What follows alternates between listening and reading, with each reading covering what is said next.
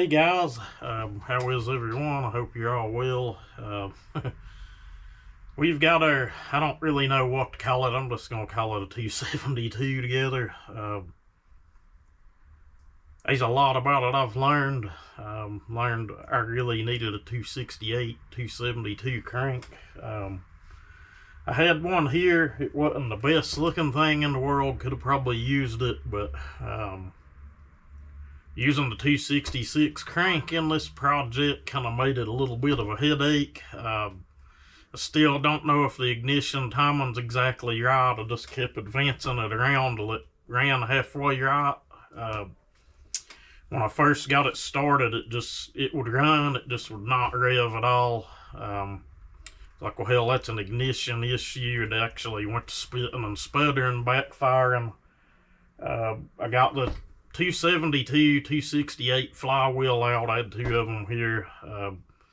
There's no making it work with that crankshaft. It's just totally different out on the end, out on the taper. And the 268 flywheel actually has a key made in it, like a 372 or like a 350 or something. What I ended up doing, I'd had the slot ground out a little bit in the flywheel to advance the timing a little anyway. Probably the only reason it started and ran, the timing was advanced probably 4 to 6 degrees on it. What I done was pulled the key completely out of the crank, then just took a little bitty piece of wire and put in there just to line up as a reference, and clocked that flywheel all the way against it and zipped it down. Probably advanced it probably 20 degrees. Now it's firing up, it tuned in good. I did end up having to use the 272 carb I had, which is better anyway. It'll perform better with that carb, but it was a no-name Chinese carb. I was really afraid of it. The 272 carb has the idle adjustment screw on the carburetor. The older cases have the screw in the case that goes in, like on an old home light or something. So it's no big deal. Muffler mod, I just cut the little bitty pipe they had in it out. Put me a piece of 3/4 inch pipe in. I won't know about the timing until I get it in a piece of wood. If it's popping and cracking, it's too high. If I feel like it's a little sluggish, it may need just a little more, but let's just hope we nailed it and it's good enough. That's kind of what I'm hoping for on the whole deal anyway. Basically, technically it's moved probably 2 whole flywheel keys, if it makes any sense. Or a flywheel key and a half or something, but I may end up having to put an actual timing wheel on it and lining it up and zipping it down that way. But it's been a little bit since it was running, and thankfully the oiler does work on it.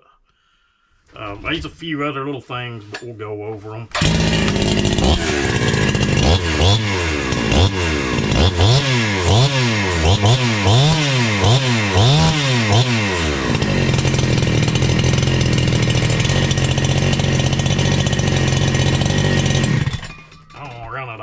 And get oil all over my bench, but I had it tuned rich, but I've heat cycled it a couple times, and I guess it's getting a little more case compression. It just keeps getting richer and richer. That's kind of how it works, but I don't know. I won't know that I put it in a piece of wood. If it pulls and runs okay, I'll be fine with it, but if it ain't as zippy as I think it should be and it ain't revving out as high as I think it should, we'll pop flywheel back off and clock it just a little more and cinch it back down. A lot of people probably don't know, but your keyway is not to hold the flywheel. It is only a reference to line it up for the ignition timing. There's some cases on some older stuff, yeah, where your flywheel key is what holds it, but not in this situation. It turned out to be a pretty good looking saw. I did have the freaking clutch cover on it, but just like any other freaking aftermarket crap, the little nut that's on the clutch to cinch it down was rubbing the cover, so it'll have to have a bar on it to have the clutch cover on it. And I'll just tell you, I hate those chain brakes on the aftermarket covers.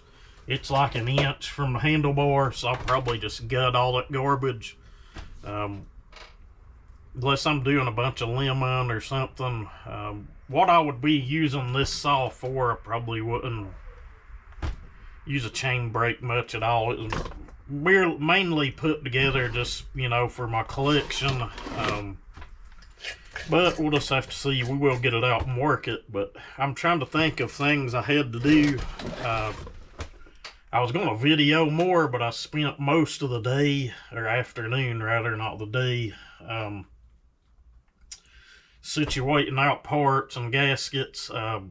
Your kits for these that come with gaskets, I know a lot of people hate them. The carb flange and gasket. What's different on this saw than it is like a 68 or a 72.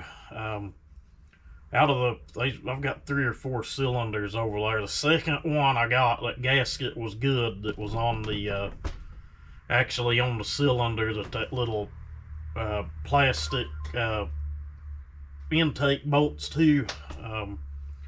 So we had that, and we ended up using, I think, a Farmer Tech gasket on the carburetor, or maybe I think the carburetor came with the gasket because it came with the 272 intake block and everything.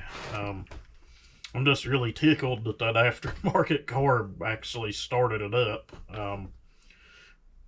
Sometimes you can get a winner, they'll last a long time. I've got Farmer Tech saws that are over 3 years old, and carburetors still seem to be fine right now, but I don't know. It's been a learning experience, I'll sure tell you that. Crankshafts are different, flywheels are different. There's actually 2 different 266 flywheels here. One of those had the key made in the flywheel itself, so whether the crank's different for that, I don't know. I sure do know that the 68 and 72s use a different crank and flywheel. I guess a lot of it's due to that one-piece ignition system. Honestly, I have almost everything here to actually build a 66, so I don't know. Maybe once we get some of these other projects knocked out, we may do that. One other thing, I guess you'd call it an air dam in this shroud. I mean, it's aftermarket plastic anyway. You can't expect it to fit perfect, but the air dam that was in this shroud, I just cut a big section of it completely out because that intake is different on this saw than like the 72, I guess. But I'm trying to think, guys. That's about all I can think of. That is an OEM 272 cover. It's in really nice shape.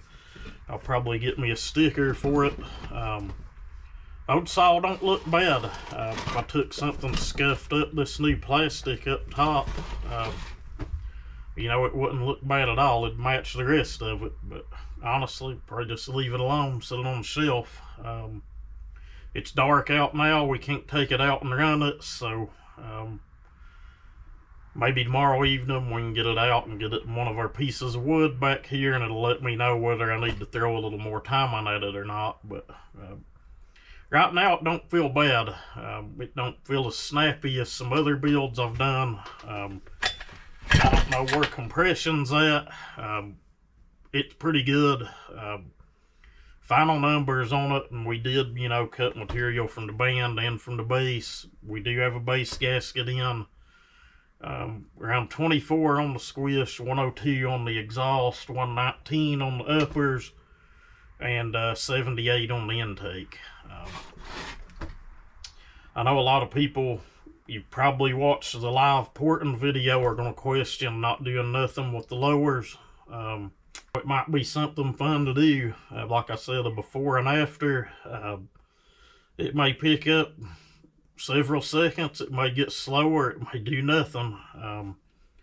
I thought the pockets in it looked pretty nice, so I left them alone. But anyway, we'll try to get it in a piece of wood in a day or two. Again, thank all you guys for watching. I love you. Stay safe, and y'all try to have a good day.